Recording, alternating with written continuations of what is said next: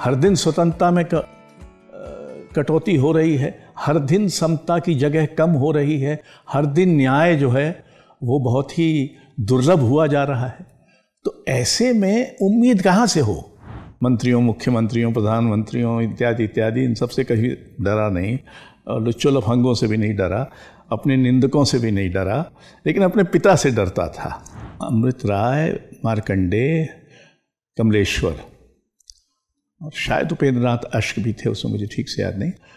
इन्होंने एक बड़ा भारी साहित्यकार सम्मेलन किया। इतना बड़ा साहित्यकार सम्मेलन हिंदी में पहली बार हुआ।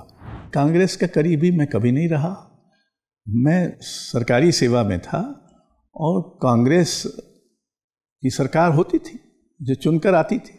मैं तो बैठे ठाले का आलोचक हूँ, इस अर्थ में कि मेरा मूल काम तो कविता लिखना है। मैं नामवर सिंह की तरह या विश्वनाथ त्रिपाठी की तरह या और जो आलोचक हुए हैं, रामस्वरूप चतुर्वेदी, ये सब अध्यापक और आलोचक हैं। साहित्य में इतना टुच्चापन भर जाता है, जो हमारा माहौल है उसमें बहुत टुच्चापन है। कोई प्रमाण नहीं है इसका। मैंने अपने किसी भाई को कभी नहीं बढ़ाया, मेरा भाई अपने से प्रतिभाशाली है। भरसक जो कुछ मुझे मिला उसका जितना सदुपयोग मैंने किया है, मैं दावा कर सकता हूँ कि मेरे मुकाबले जिन जिन के पास ऐसी शक्ति थी वो बताएं कि उन्होंने इस शक्ति का क्या उपयोग किया। ललित कला अकादमी का अध्यक्ष पद स्वीकार करना मैंने गलती की। नमस्कार, स्वागत है आपका संगत में। आज मेरे साथ हैं वरिष्ठ कवि अशोक वाजपेयी। अशोक वाजपेयी खुद को मूल रूप से कवि मानते हैं, लेकिन उनका दखल कविता से इतर बहुत से क्षेत्रों में है। आज उनसे बात करेंगे, जानेंगे उनके जीवन के बारे में, उनकी रचनाओं के बारे में भी। अशोक जी, बहुत बहुत स्वागत है संगत में। दुर्ग में पैदाइश होती है और फिर सागर वहाँ से चले जाते हैं। दुर्ग से सागर तक का कुछ सफ़र जो है, थोड़ा सा कुछ बताइए उस बारे में। देखिए, दुर्ग में तो चूँकि मैं अपनी माँ की पहली संतान था तो वो अपने मायके गई थी। मेरे नाना उस समय सरकारी अधिकारी थे और वो दुर्ग में पदस्थ थे। तो इस संयोग से मेरा जन्म दुर्ग में हुआ। लेकिन बाद में हमारे नाना भी और हमारे पिता भी दोनों सागर में आ गए, तो हम दुर्ग की मुझे याद भी नहीं है। कई बरसों बाद जब मैं वहीं रायपुर में पदस्थ था तो हमने जाके कोशिश की उस बंगले को खोजने की जिसमें हमारे नाना रहे होंगे और जहाँ मेरा जन्म हुआ होगा, तो वो कोई मिला नहीं। ब्रिटिश ज़माने का बंगला था, शायद वो नष्ट भ्रष्ट हो गया होगा। तो मेरी शिक्षा तो सागर में ही हुई, बीए तक। तो मैं करीब 19 बरस सागर रहा। और बीए वहाँ से आपने की? सागर विश्वविद्यालय से सागर विश्वविद्यालय से बीए की, और फिर आप दिल्ली की तरफ आए एमए करने के लिए। वो जो 9 घंटे तक रामचरितमानस का पाठ था, वो कब हुआ था, उसके बारे में थोड़ा सा बताएं। देखिए, मेरी विचित्र स्थिति है आज तक। मेरी माँ बहुत धार्मिक थी और वो, मेरे पिता कतई धार्मिक नहीं थे। मेरा ऐसा ख्याल था कि उनकी आस्था भी नहीं है, लेकिन इसके बारे में मैं निश्चय से नहीं कह पाया कभी। तो हमारे परिवार में मेरी माँ जो थी वही धार्मिक थी और वो हर दिन रामचरितमानस से कुछ पढ़कर उसी की पूजा करती थी। हमारे घर में कोई मूर्ति इत्यादि नहीं थी, तो उसी पर वो अक्षत और चंदन छिड़कती थी। तो हमारे यहाँ जो रामचरितमानस की प्रति थी वो अपनी मूल आकार से लगभग दुगनी इस कारण हो गई थी कि उसमें अक्षत और चंदन भी हर पृष्ठ पर था। हमारे नाना भी बड़े रामायण भक्त थे, तो वो अखंड पाठ करते थे। तो एक बार मैंने जिद की, मेरी उम्र कोई 8-9 बरस की होगी, कि मैं भी करूँगा। तो बिना समझे और अपने नाना के साथ मैंने भी एक प्रति रखी और 9 घंटे तक बैठकर अखंड पाठ किया। तो मेरे मन में ये बात बाद में उठी है कि आखिर एक निम्न मध्यवर्गीय परिवार में, जिसमें साहित्य की कोई विशेष परंपरा तो थी नहीं, मुझ में ये साहित्य का संस्कार कहाँ से जागा। तो मुझे लगता है कि वो मेरी माँ के रामचरितमानस को पूजने से जागा होगा। यानी कहीं न कहीं मेरे अवचेतन में ये बात घर कर गई होगी। कविता कोई एक बड़ी चीज़ है, शायद वो पवित्र भी होती होगी या पवित्र करती होगी। तो इससे पता लगता है कि आपके भीतर आपकी माँ कितनी बसती हैं। हाँ। आपने कहा पिता लगभग धार्मिक नहीं थे। अशोक वाजपेयी के अंदर उनके पिता कितने हैं? नहीं, मेरे पिता भी मेरे अंदर हैं, हालांकि मैं उनसे बहुत डरता था। मैं ज़िंदगी में एक ही व्यक्ति से डरा हूँ, अपने पिता से। मैं अच्छे खासे नहीं डरा। हाँ, और मंत्रियों, मुख्यमंत्रियों, प्रधानमंत्रियों इत्यादि इत्यादि इन सब से कभी डरा नहीं, और लुच्चों लफंगों से भी नहीं डरा, अपने निंदकों से भी नहीं डरा, लेकिन अपने पिता से डरता था। क्यों डरता था इसका कोई विशेष कारण नहीं है। वो मेरे ऊपर बहुत स्नेह करते थे, उन्होंने सारे अवसर जो मैंने चाहे वो उन्होंने मुझे दिए। लेकिन 3 बातों में शायद मैं उनका बेटा हूँ। एक तो उनका एक विनोद भाव था, वो अपना विनोद भी करते थे और दूसरों का विनोद करते थे, और दूसरों का करते हुए कभी कभी कटुता तक पहुँच जाते थे, जो मैं भी कभी कभी कर बैठता हूँ। तो एक तो अपने प्रति या जीवन के प्रति विनोद भाव था। दूसरा था कि वो बहुत ज़िद्दी थे, जो तय करते थे अगर वो करके रहते थे, और अगर नहीं होता था तो फिर वो उसको अपने उससे खारिज कर। मैं भी बहुत ज़िद्दी हूँ, जो तय किया वो मुझे होना चाहिए। और तीसरा ये है कि वो लोगों की मदद करने में बहुत आगे थे। मैं उतना नहीं हो पाया, लेकिन मैंने उनका अनुकरण करने की कोशिश की। वो जब वहाँ सागर विश्वविद्यालय में उपकुल सचिव थे, तो ये कहा जाता था कि कोई भी समस्या हो किसी छात्र की, किसी अध्यापक की, तो एक ही व्यक्ति उसको हल कर सकता है, और वो थे मेरे पिता परमानंद वाजपेयी। और उन्होंने असंभव चीज़ें संभव कर देते थे। तो ये 3 गुण मेरे पास शायद उनसे आए होंगे। माँ के गुण, पिता के गुण, और लक्ष्मीधर आचार्य। हाँ, वो मेरे अध्यापक थे। उन्होंने कैसे गढ़ा आपको? तो वो 9वीं और 10वीं कक्षा में वो 2 बरस मेरे अध्यापक थे, और मैं उनका प्रिय और पट्ट शिष्य था। मतलब स्कूल में तो उनके साथ वक्त बीतता ही था, शाम को भी मैं अक्सर उनके साथ घूमता था। उन्हीं के साथ मैंने पहली बार चाय पी। हमारे घर में बच्चों को चाय मनाही थी की मनाही थी। मैंने पहली बार फिल्म देखी, वो भी बच्चों को मनाही थी। पहली बार शास्त्रीय संगीत सभा सुनी, पहली बार होटल में खाना खाया, ये सब वर्जित था। तो पहली बार बहुत सारी चीज़ें हुई। और जब वो मेरा इस बीच हमारा जो उत्तर प्रदेश में पैतृक गांव था, वहाँ हमारा उपनयन संस्कार हुआ, मेरा और मेरे छोटे भाई का। तो उसमें लक्ष्मीधर आचार्य ने एक पुस्तकों का पैकेट उपहार में भेजा, जिसमें अज्ञेय का हरी घास पर क्षण भर और शेखर जीवनी 2 भाग, रविन्द्रनाथ ठाकुर की गीतांजलि अंग्रेजी अनुवाद में, और सुमित्रानंद पंत के 2 कविता संग्रह को, स्वर्ण शिखर या क्या जो भी नाम थे। 9वीं क्लास मैंने पास की थी। मेरा अध्यापक मुझे ये भेज कर, वो आते थे क्लास में, हाथ में उनके कोई पुस्तक नहीं होती थी, पूछते थे कि काहे का पीरियड है।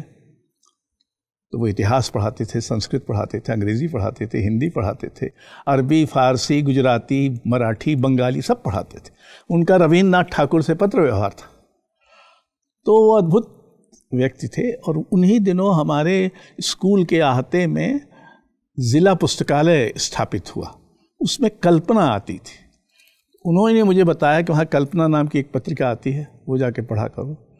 तो एक तरह से उन्होंने मुझे प्रेरित किया कि अव्वल तो ये कि मैं पढ़ूं, दूसरा ये कि मैं कुछ नए ढंग से लिखने की सोचूं, और तीसरा ये कि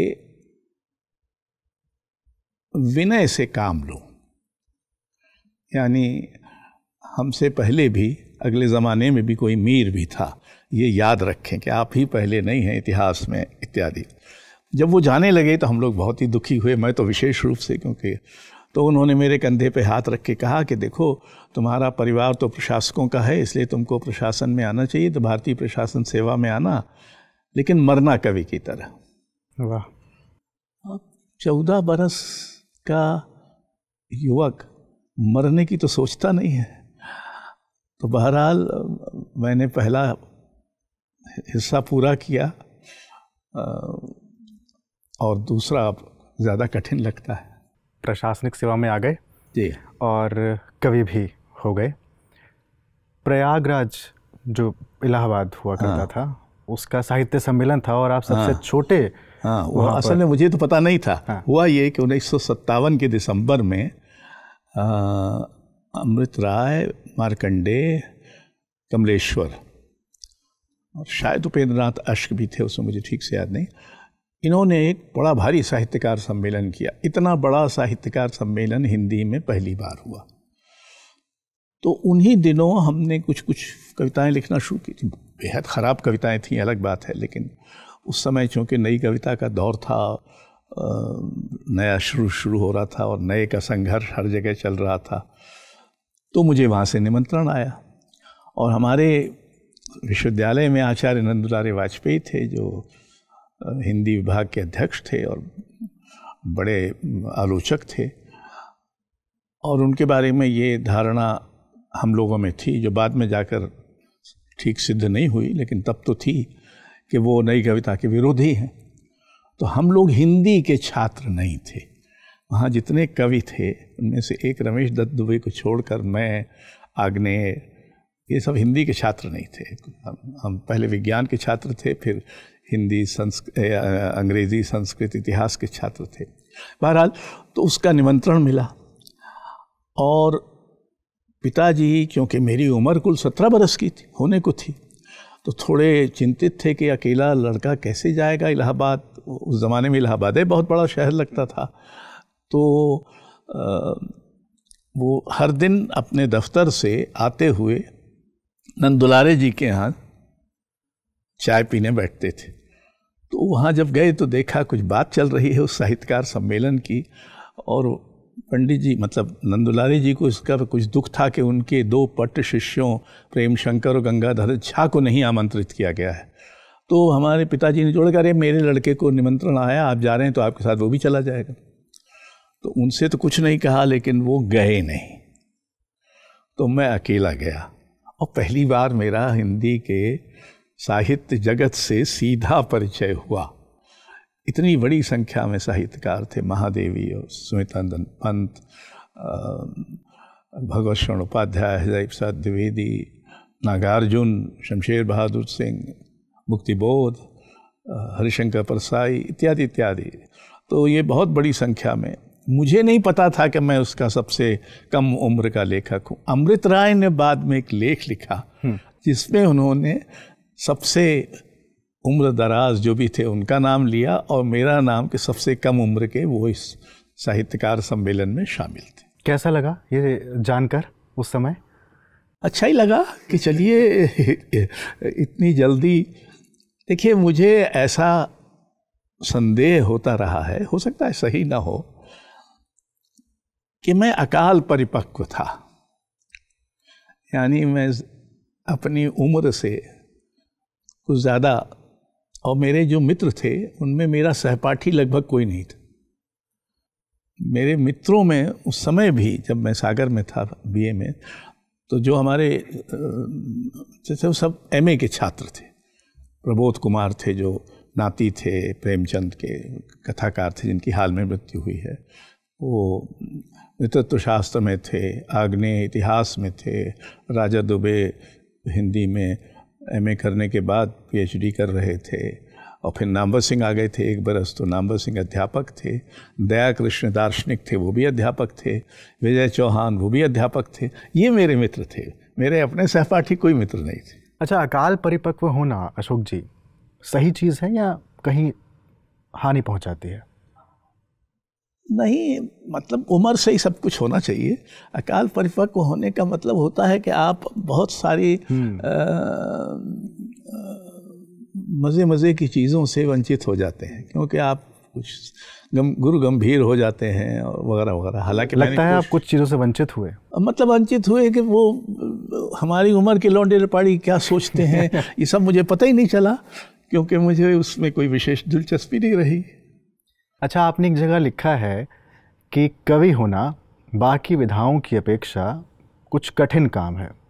अशोक जी, कठिन तो उपन्यासकार होना और कहानीकार होना भी है। कठिन इसलिए लेखक होना ही कठिन काम है। लेखक होना ही कठिन है एक मानी में, तो ये तो ठीक है आपकी बात। अब मैंने किस प्रसंग में कहा था मुझे याद नहीं है, और वैसे भी थोड़ी आत्मरति तो हर एक को होती है, तो मैंने आत्मरति के भाव से कहा होगा कि अपनी विधा को कठिन बताना उचित है बाकी विधाओं के मुकाबले। मैंने कभी उपन्यास या कहानी लिखने की ज़रूरत नहीं की, क्योंकि ये मेरे बस का नहीं। आलोचना अलबत्ता मैंने नामवर सिंह के उकसाए लिखी, वरना मैं आलोचना में भी ना आता। हुआ ये था कि हमने एक वहाँ संस्था बनाई थी सागर विश्वविद्यालय में, रचना। अब हिंदी विभाग को चढ़ाने के लिए उसके निमंत्रण अंग्रेज़ी में होते थे, और उसमें एक फ्रेंच पद का भी इस्तेमाल किया जाता था सिर्फ चिढ़ाने के भाव से।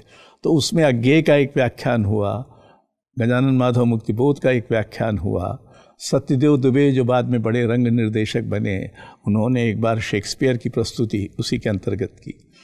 तो वो रचना के अंतर्गत हमने इस तरह के प्रयत्न करना शुरू कर दिए थे।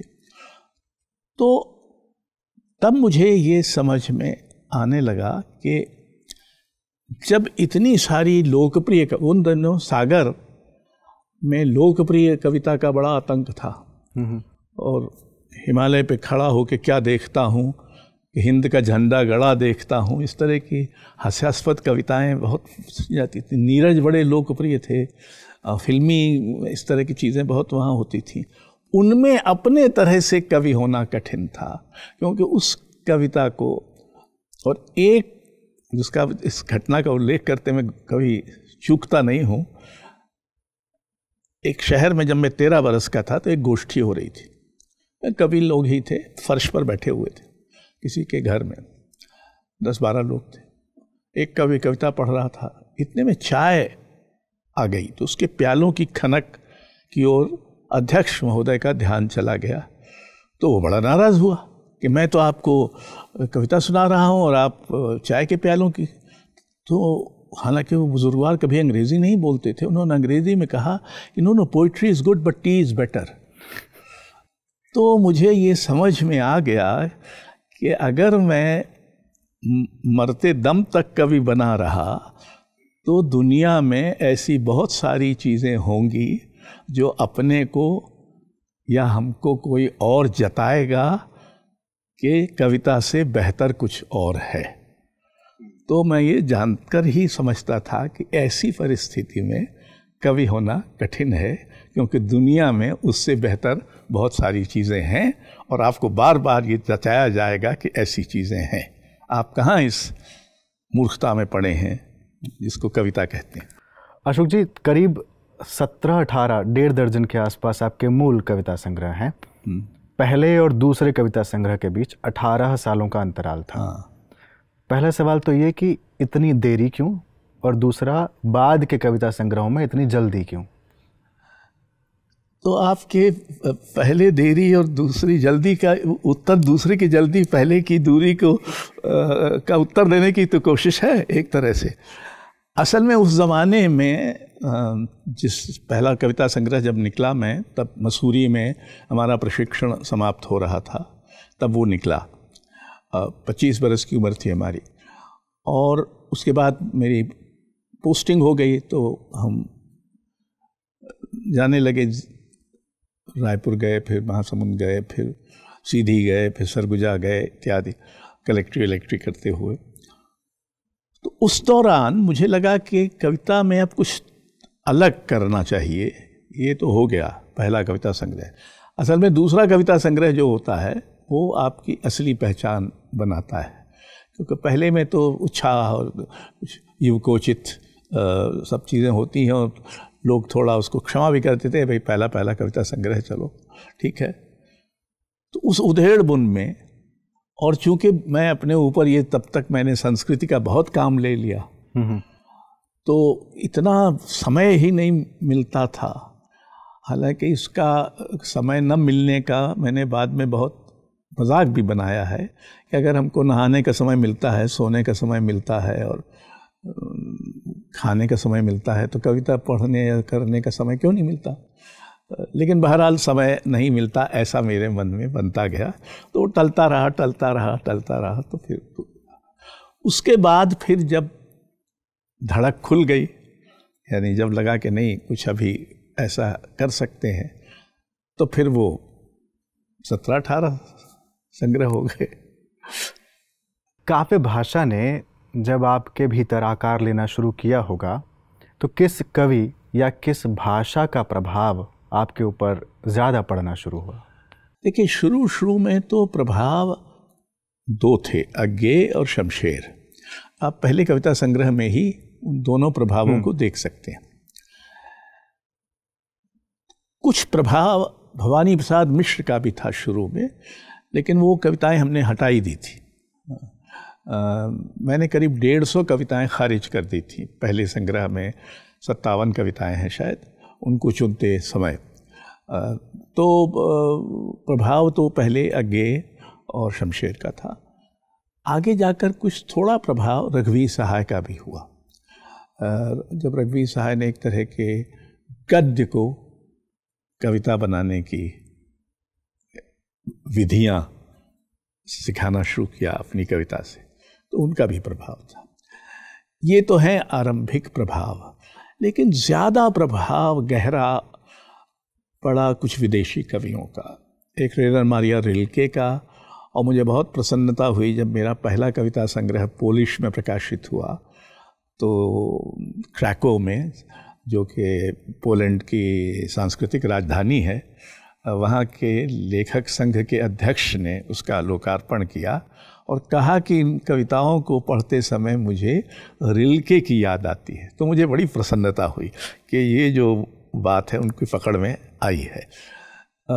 जेबनियो हर्बर्ट का, जिन्होंने एक तरह के शास्त्रीय स्मृति को कविता में फिर से प्रासंगिक किया, तो इन सब का प्रभाव पड़ा। पहले कविता संग्रह में पाब्लो नेरूदा का भी प्रभाव है, क्योंकि कविता है उसमें आदिम कवि का प्रत्यावर्तन, जो नेरूदा के प्रभाव में लिखी गई है, ऐसा लगता है। वो उस समय मुझे याद नहीं था, लेकिन बहरहाल तो प्रभाव तो ऐसे बहुत सारे पड़े। क्या प्रेम का कवि होना खराब है अशोक जी? क्योंकि आपने एक जगह कहा कि मैं प्रेम का नीचट कवि हूँ। हाँ, नीचट मतलब हमारे यहाँ नीचट का मतलब होता है स्टबर्न। हाँ ना, हाँ, मतलब स्टबर्न, क्या जिद करने वाला। तो उस जमाने में ये हिंदी में सामाजिक यथार्थ का बड़ा बोलबाला शुरू हुआ। ये प्रगतिशील कविता और जनवादी कविता का के उरूज का समय था, 60 के आसपास, जहाँ सब लोग समाज के लिए बहुत विलाप कर रहे थे और पीड़ित थे। उस सामाजिक सच्चाई को ही एकमात्र सच्चाई माना जा रहा था। उस समय मैंने प्रेम कविताएं लिखी और मुझे लगा कि इस ऐसी सामाजिकता जिसमें निजता की कोई जगह न बचे, अंततः वांछनीय नहीं हो सकती। हमको तो ऐसी सामाजिकता चाहिए जिसमें निजता का भी स्पेस हो, उसकी भी जगह हो। तो वो निजता का स्पेस बनाने की चेष्टा मैंने प्रेम कविताओं के माध्यम से की। उस समय मैंने अपनी माँ पर ही कविताएं लिखी। मैं पहले संग्रह में भी माँ पर कविताएं। तो एक कवि ने कहा था कि माँ जैसे पिछड़े विषय पर तो सिर्फ अशोक वाजपेयी जैसे कवि ही लिख सकते हैं। उन्होंने माँ जैसे पिछड़े विषय, इस पद का इस्तेमाल किया था। तो ये ज़माना था। तो अब तो ठीक है, लोग और फिर धीरे धीरे आपकी कविताएं इधर देखा गया राजनीतिक होती चली गई। कविताओं में जो उम्मीद थी वो उम्मीद जाती हुई दिखती है, ऐसा क्यों है? एक तो उम्मीद करने को बचा क्या है? ये वो हम उस भारत में हैं इस समय जिसमें जो भी मूल्य थे जिनके लिए साहित्य खड़ा था, जिनके लिए स्वतंत्रता संग्राम हुआ था, जिसके लिए साहित्य में भी स्वतंत्रता संग्राम हुआ था, यानी हमको स्वतंत्रता चाहिए, हमको समता चाहिए और हमको न्याय चाहिए, ये सब मूल्य इस समय धूल धूसर हैं। इन सब मूल्यों पर भयानक आक्रमण हो रहा है। हर दिन स्वतंत्रता में कटौती हो रही है, हर दिन समता की जगह कम हो रही है, हर दिन न्याय जो है वो बहुत ही दुर्लभ हुआ जा रहा है। तो ऐसे में उम्मीद कहाँ से हो? और उम्मीद आप अपनी भाषा से करते हैं, अपने समाज से करते हैं। ये समाज इस समय इतना घृणा से भरा हुआ समाज बन गया है। इसका अधिकांश, इसका बड़ा हिस्सा, जो निर्णायक हिस्सा है, जो दूसरे धर्म के प्रति घृणा, दूसरी भाषाओं के प्रति घृणा, दूसरे विकल्पों के प्रति घृणा, इस पर खड़ा होने जा रहा है। ऐसे समाज में कहाँ से उम्मीद होगी? लेकिन वही दूसरा समाज ये सोचता है कि समाज पहले से बेहतर भी हुआ है। ये तो सोचने की बात है। हम तो अपने हिसाब से ही सोचेंगे ना। दूसरे, उनसे हम बहस करने को तैयार हैं, शास्त्रार्थ करने को तैयार हैं कि आप जो कह रहे हैं वो बताइए कि क्या, कैसे बेहतर हो गया। मतलब ज्ञान का इतना अपमान पहले नहीं होता था, जहाँ तो आजकल तो रोज होता है और शिखर से होता है। हमारा नेता जाकर मगहर में कहता है कबीर की समाधि पर कि यहाँ कबीर बैठकर गोरखनाथ और नानक से आध्यात्मिक चर्चा करते थे। गोरखनाथ 200 बरस पहले हुए, नानक 100 बरस बाद हुए कबीर के। तो कबीर चर्चा करते थे। ये अज्ञान को शिखर पर पहुंचाना, अज्ञान। आपके सारे विश्वविद्यालय ध्वस्त हो चुके हैं। एक भी विश्वविद्यालय हिंदी अंचल में ऐसा नहीं है जिसकी गणना, संसार के विश्वविद्यालय में तो छोड़िए, भारत के विश्वविद्यालयों में भी पहले 10 में की जाती हो। बनारस हिंदू विश्वविद्यालय और अलीगढ़ मुस्लिम विश्वविद्यालय, संभवतः ये 2 ही बचे हैं। बाकी इलाहाबाद, लखनऊ, पटना, जयपुर, सागर, ये सब ध्वस्त हो गए। तो उम्मीद कहाँ से करेंगे? और ये कौन सा शिक्षा व्यवस्था की हालत? ये सबसे ज़्यादा हिंसा, अपराध, बलात्कार, बच्चों के साथ अन्याय, स्त्रियों के साथ अन्याय, दलितों के साथ अन्याय, अल्पसंख्यकों के साथ अन्याय, ये सब हिंदी प्रदेश में होता है। वो देश के आंकड़ों में सबसे ऊपर हैं, बेरोजगारी में सबसे ऊपर है, गरीबी में सबसे ऊपर है,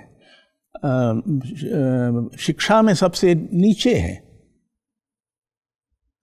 तो उम्मीद कहाँ से होगी? और हिंदी का जो पढ़ा लिखा वर्ग है, यानी जो मध्य वर्ग है, वही अपनी मातृभाषा से विश्वासघात कर रहा है। ऐसे लोग मिलना मुश्किल हो गए हैं जो साफ सुथरी हिंदी बोल सकें बिना अंग्रेजी के शब्दों का इस्तेमाल किए। अशोक जी, ऐसा तो नहीं है, कहा जाता है कि आप कांग्रेस के बहुत ज़्यादा करीबी रहे हैं, तो वो मोह ना छोड़ पा रहे हों इस वजह से? देखिए, कांग्रेस का करीबी मैं कभी नहीं रहा। मैं सरकारी सेवा में था और कांग्रेस की सरकार होती थी जो चुनकर आती थी, तो मेरा तो उसमें कोई हाथ नहीं था। मैंने 35 वर्ष प्रशासकीय सेवा में बिताए हैं, जिसमें लगभग 30 वर्ष कांग्रेस ही सत्तारूढ़ थी। चाहे वो मध्य प्रदेश में, जहां मैंने लगभग 26 वर्ष अपनी सेवा के लगाए, और उसके बाद यहाँ। तो इस पर तो मेरा कोई बस नहीं है, क्योंकि मैं तो सरकारी अधिकारी था। कांग्रेस के जो कुछ, स्वयं कांग्रेस उन मूल्यों पर कितनी टिकी रही, ये अलग और बात है। लेकिन कम से कम कांग्रेस के ज़माने में असहमति की जगह थी। मैं ही एक असहमत प्रशासक था और मेरे लिए जगह थी। मुझे जेल में नहीं डाल दिया गया, मुझे उस पर कोई बंदिश नहीं लगा दी गई, मुझ पर कोई एनफोर्समेंट, कौन सी जो भी डायरेक्टरेट है, उन्होंने कोई छापा नहीं मारा, इसलिए कि मैं तब भी जब मौका मिलता था, और अगर आप उस समय की मेरी कविताएं पढ़ें, असल में ये बहुत बड़ा भ्रम है कि मैंने बाद में जब मैंने पाया कि अब हम ऐसी स्थिति में आ गए हैं जब अगर कोई बात अभिधा में न कही जाए तो लोगों की समझ में ही नहीं आएगी, कि व्यंजना को समझने वाले लोग हिंदी समाज में कम हो गए। तब मैंने वो, और तब तक ये भी सुविधा हो गई थी कि मैं सरकारी सेवा में नहीं था, तो उसकी आचरण संहिता मुझ पर लागू नहीं होती थी। पहले मैंने जो लिखा है और जो भी किया है उसमें इन्हीं मूल्यों की रक्षा के लिए किया है, और उसमें सफल विफल रहा हूँ ये अलग बात है, लेकिन मैंने कभी कोई बेईमानी नहीं की, न तो मूल्यों के स्तर पर और ना उस स्तर पर जिसको आज भ्रष्टाचार कहते हैं। आपकी कविताओं पर अशोक जी कम बात होती है, लेकिन आपके जो विचार होते हैं उस पर ज़्यादा बात होती है। हाँ। कभी ऐसा लगा कि कविता में कहीं कमी रह गई, या मेरे विचार पर इतनी ज़्यादा बात क्यों होती है? देखिए, आसान है। कविता की समझ इस बीच इतनी भौंथरी हुई है कि मेरी ही कविता क्या, औरों की कविता पे जो बात होती है वो भी उस कविता को उसके विचार में घटाकर होती है, और मैं इसी पर आपत्ति करता रहा हूं। क्योंकि कविता में विचार होता है, ये तो सही है, लेकिन कविता को विचार में घटाना और उसके अन्य जो तत्व हैं, उसकी जो भाषिक संरचना है, उसकी जो अंतर्ध्वनियाँ हैं, उसमें जो अंतर्विरोध हैं, उसमें जो और बहुत सारी बातें हैं, उनको अलक्षित करना, ये कविता के साथ न्याय नहीं है। कविता को विचार में घटाना ये अपने आप में, उस विचार पर फिर अपना फैसला देना। कविता अकेला विचार नहीं है, और कविता कई बार स्वयं कवि के विचार का अतिक्रमण करती है। आप मुक्तिबोध को देख लें, आप शमशेर को देख लें, उनके विचारों के बारे में किसी को कोई संदेह नहीं है, लेकिन उनकी कविता उन विचारों का अतिक्रमण करके ही सार्थक हुई। आपकी आलोचना की अगर बात करूं तो मुक्तिबोध, अज्ञेय, शमशेर, इनसे आगे वो क्यों नहीं बढ़ पाती है? क्या कहीं पर टिक गए हैं, अड़ गए हैं? नहीं, अव्वल तो देखिए, मैं व्यवस्थित आलोचक तो हूँ नहीं। हाँ, मैं तो बैठे ठाले का आलोचक हूँ, इस अर्थ में कि मेरा मूल काम तो कविता लिखना है। मैं नामवर सिंह की तरह या विश्वनाथ त्रिपाठी की तरह या और जो आलोचक हुए हैं, रामस्वरूप चतुर्वेदी, ये सब अध्यापक और आलोचक हैं।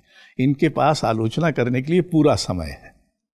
मेरे पास इस तरह का पूरा समय नहीं था। अव्वल तो ये कि मैं कवि था, दूसरा मैं और बहुत सारी चीज़ें भी था, तो वो जो आलोचना से थोड़ा अलग थी। एक दूसरा, मैंने सबसे पहली पुस्तक में, फिलहाल में 1970 में, जब मेरी उम्र कुल 29 वर्ष की है, मैंने धूमिल पर, कमलेश पर, इन पर भी लिखा है, विनोद कुमार शुक्ल पर बाद में लिखा है, इन पर भी लिखा है। लेकिन मुझे उसके बाद की कविता में ऐसे कवि नहीं नज़र आए जिन पर मैं अज्ञेय, शमशेर, मुक्तिबोध की तरह लगातार कुछ लिखूं। मैंने रघुवीर सहाय पर 4 निबंध लिखे, वही एक और हैं एक तरह से। अगर मुझे वक्त मिलता तो मैं शायद रघुवीर सहाय, भवानी प्रसाद मिश्र, अभी मैंने नागार्जुन पर एक बड़ा लेख लिखा है जो प्रकाशित हुआ है, लेकिन रघुवीर सहाय, श्रीकांत वर्मा इत्यादि पर भी लिखता।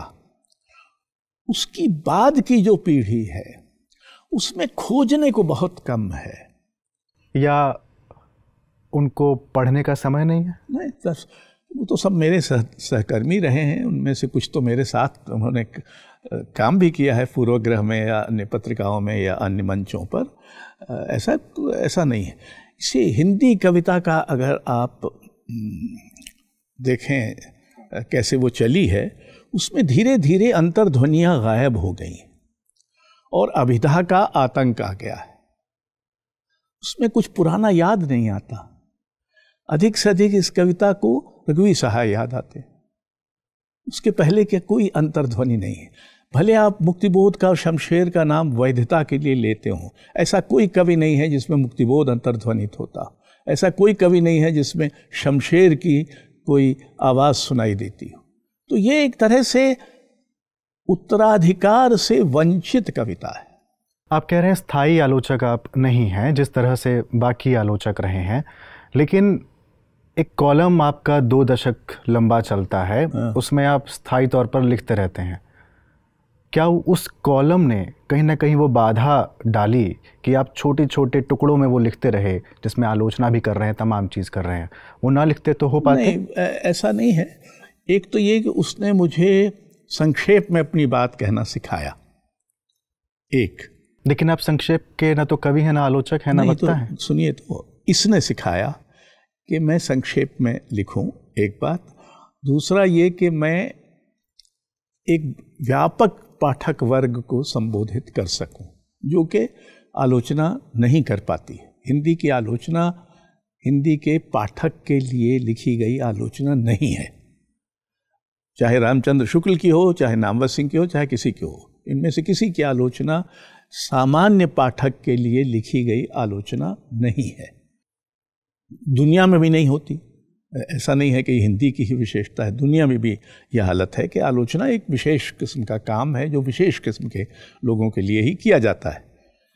अब लेकिन ऐसा एक समाज हो सकता है या बन सकता है जो बहुत सारी चीज़ों के बारे में जानने को उत्सुक हो और जिसको कुछ थोड़ी बहुत युक्तियाँ आलोचना दे सके। तो वो काम मेरा ख्याल है कि कभी कभार ने किया है।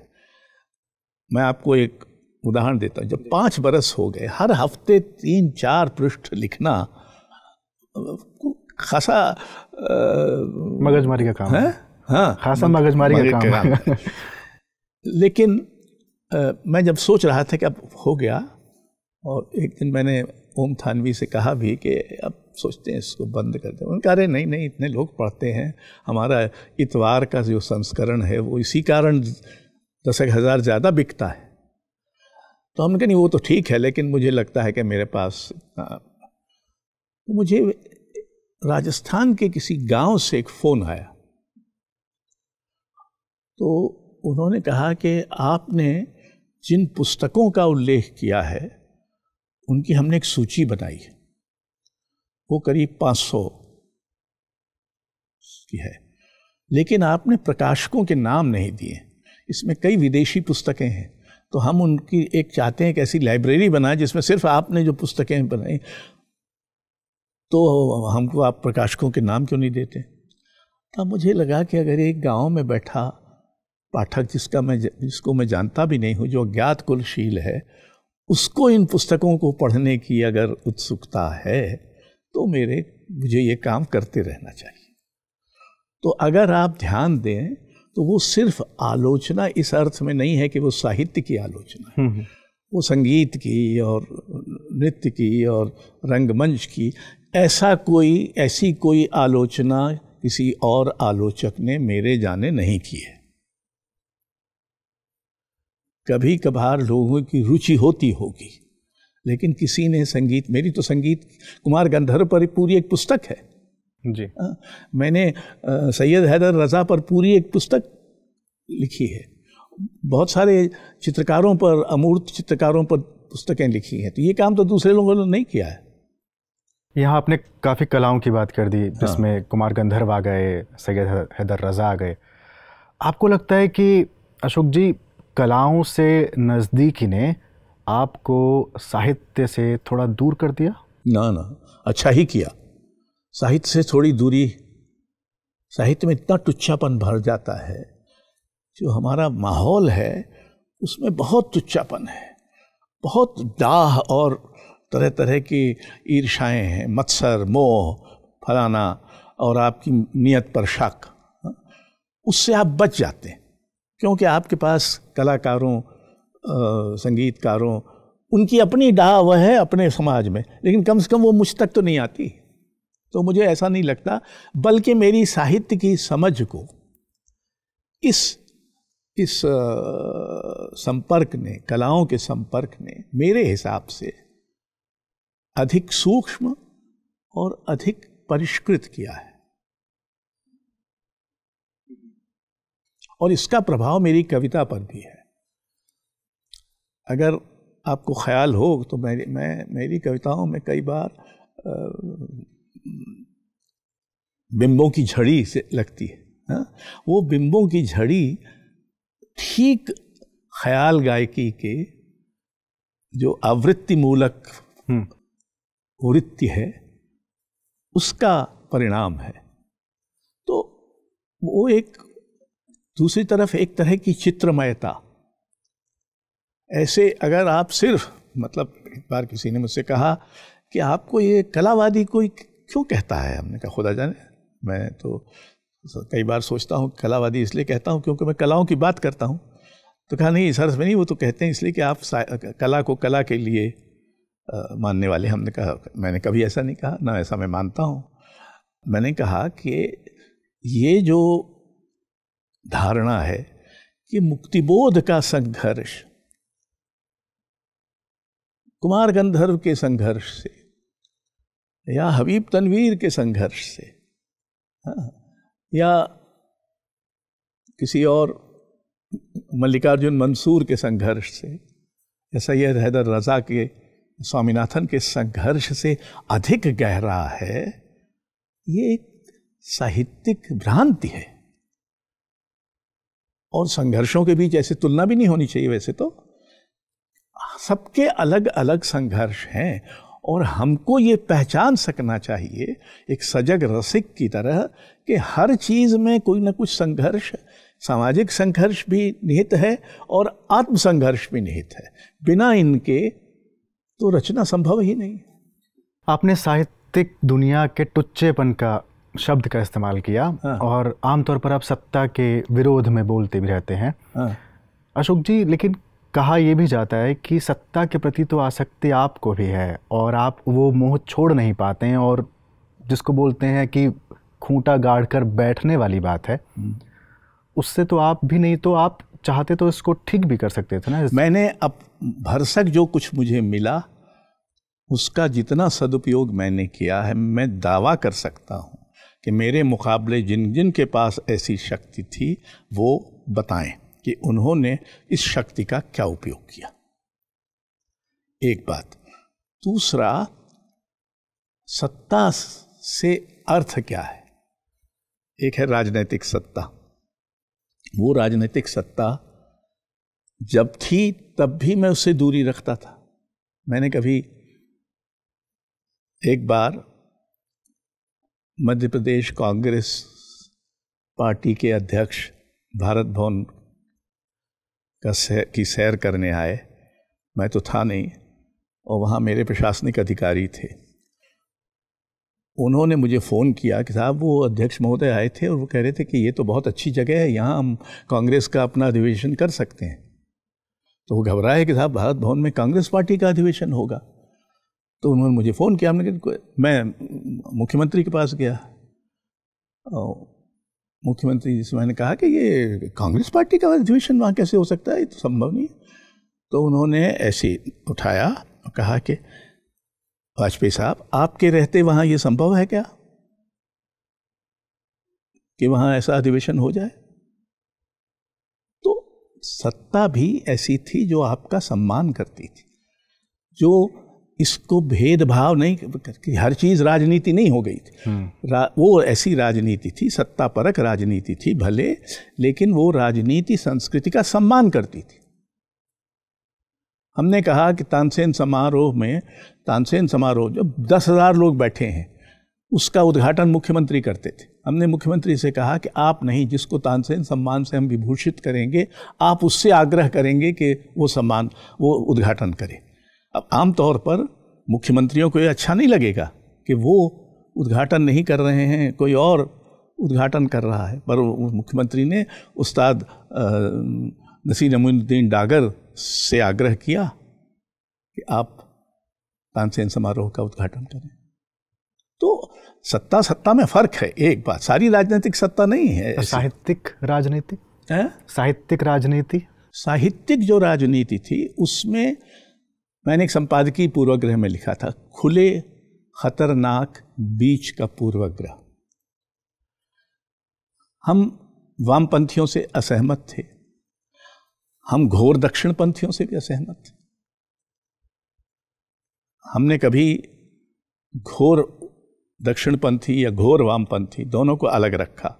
लेकिन बाकी जो थे, जो उदार चित्त थे, भले प्रतिबद्ध थे, सारे प्रतिबद्ध लोग कट्टर नहीं होते और सारे उदार चरित लोग समावेशी नहीं होते। ये मैं जानता हूँ, किसी भी सामाजिक संगठन का ये स्वभाव है। हमने इन दोनों को दूर रखा, लेकिन किसी को अपने मंच पर वर्चस्व नहीं करने दिया। इसी की ये साहित्यिक राजनीति हो गई। ये वो राजनीति थी जो कहती थी कि नामवर सिंह भी आएंगे तो विद्यानिवास मिश्र और निर्मल वर्मा भी आएंगे। एक प्रशासक के रूप में अशोक वाजपेयी जो करना चाहते थे, खासकर कला संस्कृति के लिए, कर पाए? नहीं। जो मैं करना चाहता था ऊपरी तौर पर तो मैं बहुत सफल हुआ, लेकिन अंदरूनी तौर पर मुझे पता है कि मैं विफल हूं। जैसे मैं चाहता था कि हिंदी प्रदेश में अपनी संस्कृति के प्रति कुछ लगाव, कुछ उत्साह, कुछ उत्सुकता, नवाचार के प्रति समावेशिता, ये सब कलाओं के प्रति अनुराग जागे। वो भोपाल में तो जागा, मध्य प्रदेश में भी थोड़ा बहुत जागा, लेकिन उसके आगे नहीं जा सका। हिंदी प्रदेश इस समय सांस्कृतिक रूप से जितना विपन्न है उतना कोई और प्रदेश नहीं है। छोटे से छोटा मिजोरम भी उतना विपन्न नहीं है जितना उत्तर प्रदेश है मसलन, जहां अपनी ही सांस्कृतिक संस्थाओं को नष्ट करने का उत्साह अपार है। सोचिए क्या हुआ हिंदी साहित्य सम्मेलन का, नागरिक प्रचारणी सभा का। ये सरकारी संस्थाएं नहीं थी, ये निजी पहल से बनी हुई संस्थाएं। बिहार राष्ट्रभाषा परिषद का, उत्तर प्रदेश हिंदी संस्थान का, ये सब संस्थाएं। तो इसलिए मैं उस अर्थ में तो सफल नहीं हूं।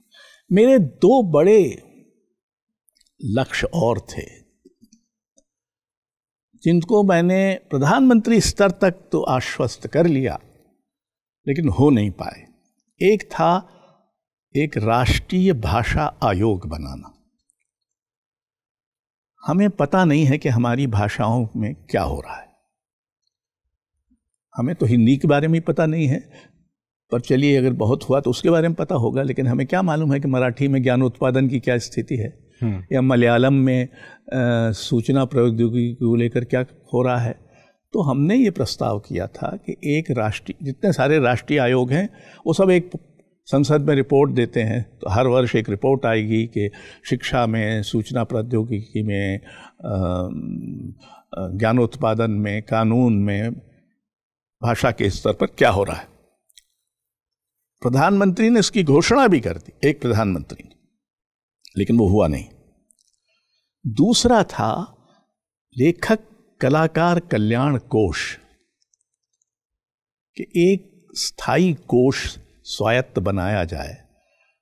लोग बीमार पड़ते हैं आजकल, मेडिकल खर्चे, और सबके पास तो साधन नहीं होते। निर्मल वर्मा जब बीमार पड़े, इतना बड़ा हिंदी का लेखक जब बीमार पड़ा, तो मैंने शासन से गुहार लगाई। उस समय शासन मेरी बात सुनता था, तो उनको 2 दिन के अंदर 2.5 लाख रुपए मिल गए। वो तो निर्मल वर्मा थे, और ऐसा, लेकिन स्थायी रूप से कोई व्यवस्था होनी चाहिए। ये प्रस्ताव भी मान लिया गया था, प्रधानमंत्री के स्तर पर मान लिया गया था, कुछ नहीं हुआ। तो ये मेरी विफलता है। महात्मा गांधी अंतर्राष्ट्रीय विश्वविद्यालय कुलपति रहे आप जी, जैसा चाहते थे बन पाया? हाँ ना, अव्वल तो मुझे ही नहीं बनाने दिया गया, तो बाकी तो औरों को क्या।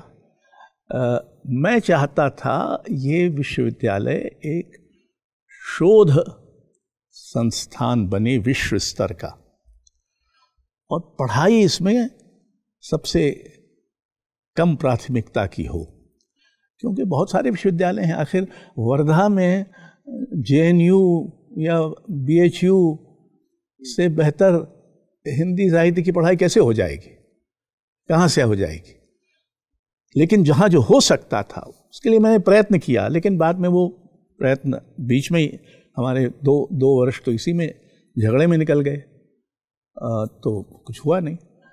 असल में उसके मूल में ही एक अंतर्विरोध है।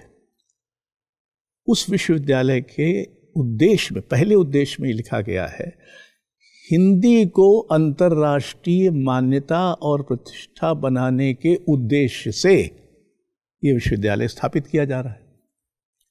अब अंतर्राष्ट्रीय मान्यता और प्रतिष्ठा दिलाना किसी विश्वविद्यालय का काम हो सकता है? एक। दूसरा, वो एक तरफ विश्वविद्यालय भी था, दूसरी तरफ ब्रिटिश काउंसिल जैसे अंग्रेजी के लिए करती है, वैसे ही उससे उम्मीद थी कि वो हिंदी के लिए करे। तो इन दोनों के बीच कोई तालमेल नहीं था। और हमने जो कोशिश की थी वो फिर रह गई, क्योंकि मैं हर चीज़ पर क्रम से बात करना चाह रहा था। पहले कविता हो गई, आलोचना हो गई, प्रशासन हो गया। एक बात बताइए अशोक जी कि आपने तो विदेशी कवियों लेखकों के इंटरव्यू लिए भी हैं, उन्हें दिए भी हैं। पोलैंड में जिस तरह से साहित्य को या लेखकों को सेलिब्रेट किया जाता है, और ना जाएं पोलैंड, आप बंगाल चले जाएं या मराठी में चले जाएं, हिंदी में क्यों नहीं है? मैं वर्षों से ये कह रहा हूँ, मैं उदाहरण देता रहा हूँ।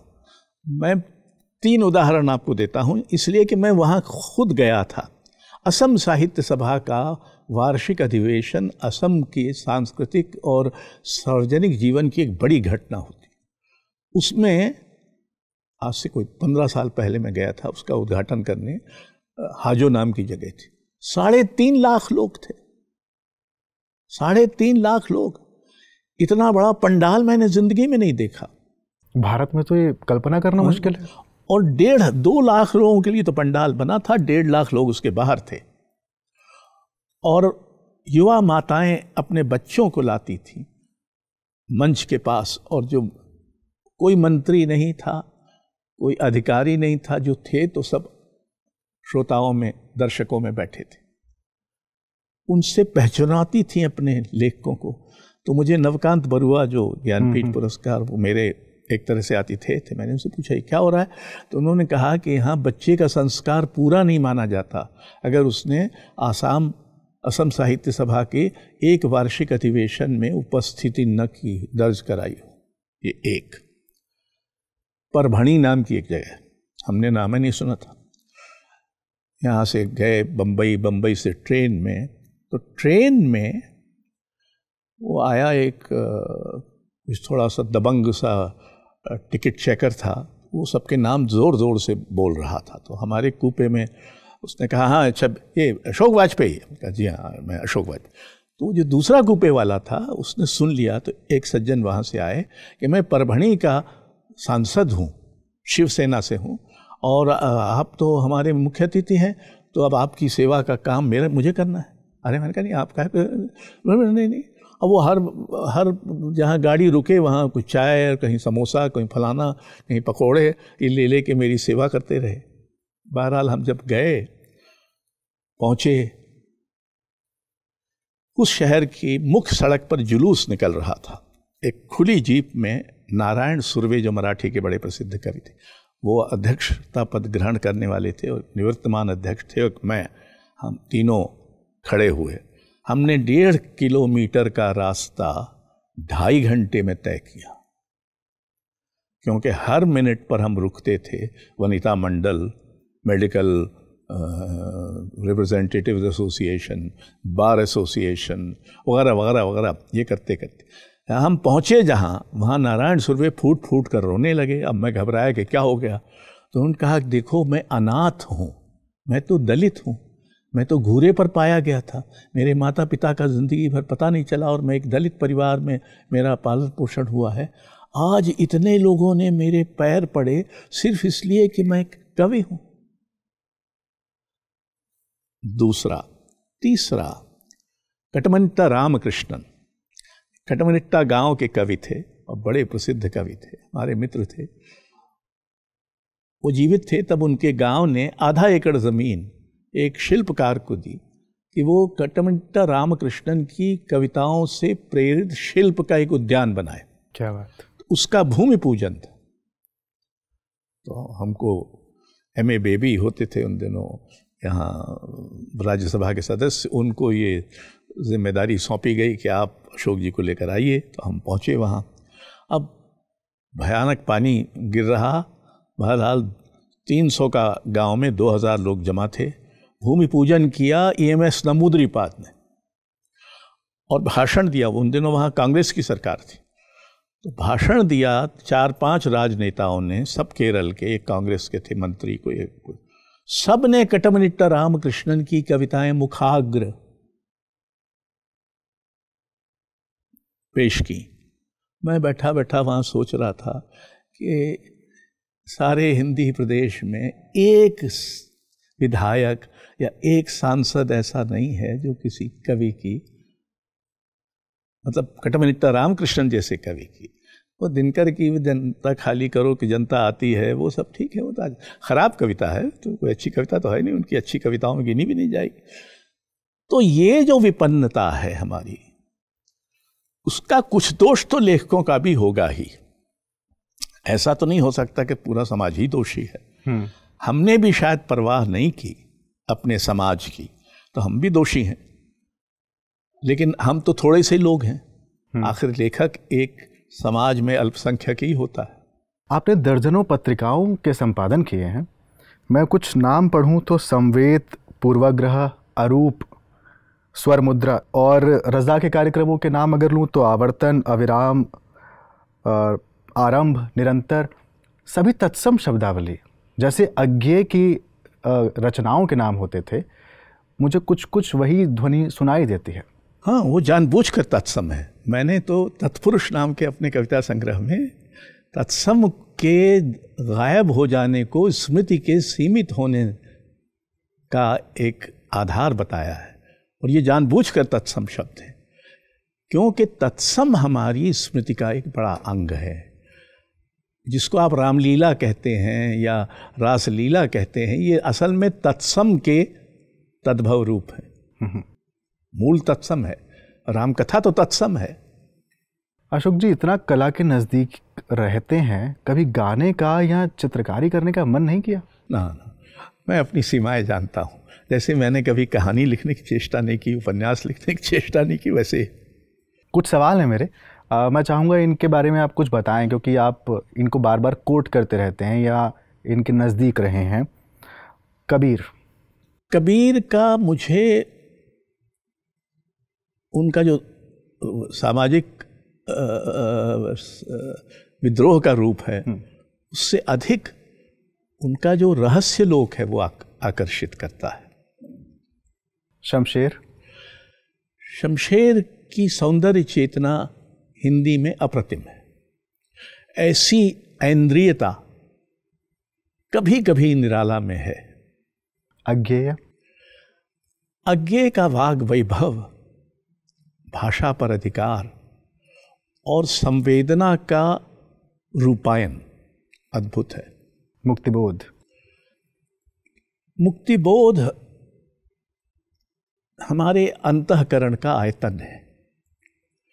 ऐसा बेचैन, बेराहत और विफल कवि, लेकिन बड़ा कवि हिंदी में दूसरा नहीं।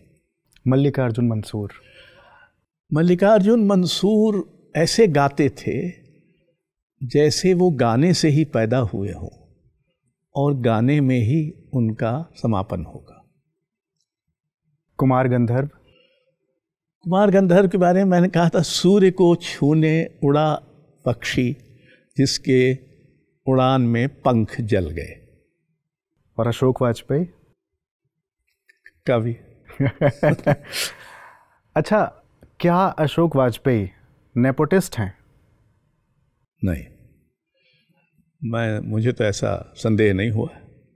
भाइयों को आगे बढ़ाना या मैंने अपने किसी भाई जानकारों को ज़्यादा पुश करना? ना, कोई प्रमाण नहीं है इसका। मैंने अपने किसी भाई को कभी नहीं बढ़ाया।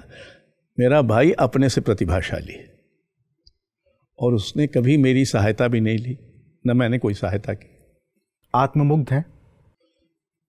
नहीं, पर कभी कभी आत्मरत। सत्ता के प्रति आसक्त? ना, मैं साहित्य की अपनी सत्ता में विश्वास करता हूँ। अशोक वाजपेयी को कोई दुख है जो सालता है? न समझे जाने का दुख जो बहुत सारे लेखकों को होता है।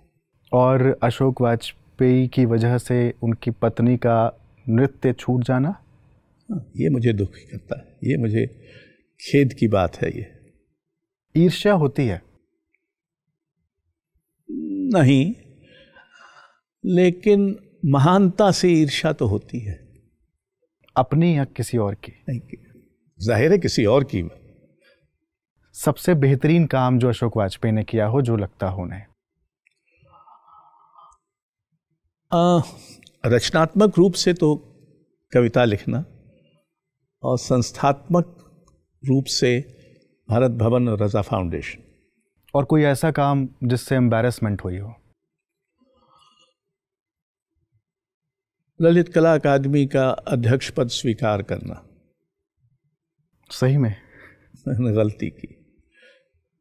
क्या शहर अब भी संभावना है? मेरे लिए तो नहीं है, मेरे लिए अब शहर भी नहीं।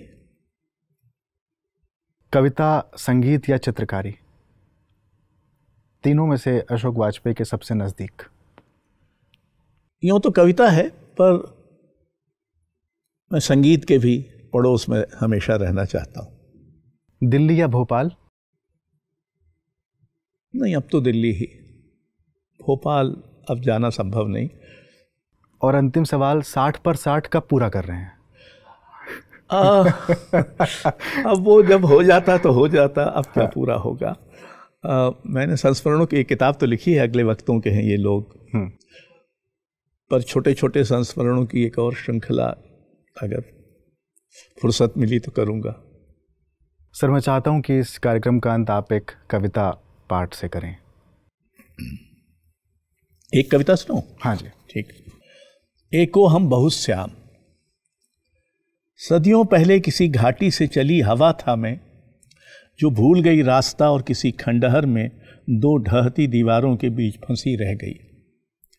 मैं नदी जल में डूबी पथराई प्रतीक्षा था, मैं किसी असंभव उपवन में वृक्ष राज्य पर वसंतागम था। मैं किसी शब्द से छिटक गया हलंत था, मैं दूर से आ रही भर्राई अजान था, जिसे सुनकर प्रार्थना में कोई झुका नहीं। मैं आंसू था किसी बूढ़ी आंख में अटका रह गया, मैं चीत्कार था अंधेरे में किसी हत्यारे के क्रूर प्रहार से निकला। मैं किसी भग्न मंदिर में साबित बची रह गई देव मूर्ति की भुजा था। मैं झाड़ू था किसी मेहतर की, जो मोहल्ले का कचरा मुंह अंधेरे बुहार देता था। मैं सूली पर ठोंके जाने वाली कील की ठकठकाहट था। मैं दस्तक था आतताई के अभेद्य दुर्ग के दरवाजे पर, उद्धत और अबोध। मैं एक अनपढ़ा प्रेम पत्र था, जो विरहाकुल नायिका के पास पहुंच नहीं पाया।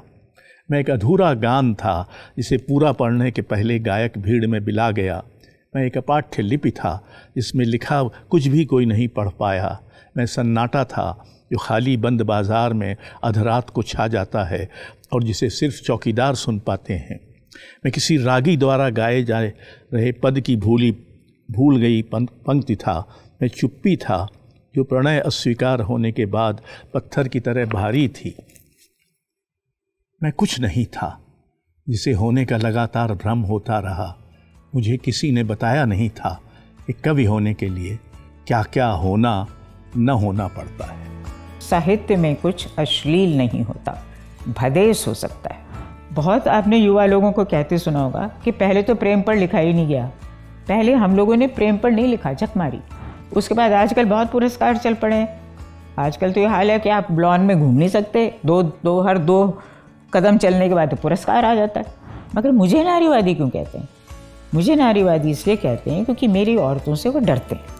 मेरे इस बोलने से पहले गीतांजलि श्री ने कहा था कि मैं अपने को स्त्री लेखक नहीं कहती, और उसने ये भी कहा था कि मैं मृदुला जी भी नहीं कहती हैं। एक हैं जो अपने को स्त्री लेखक कहती हैं, उनका नाम मैत्रेयी पुष्पा है। ऐसी एक नाम और मैं सविता सिंह भी हैं जो कहती हैं। मुझ में अहम है, अहंकार नहीं है।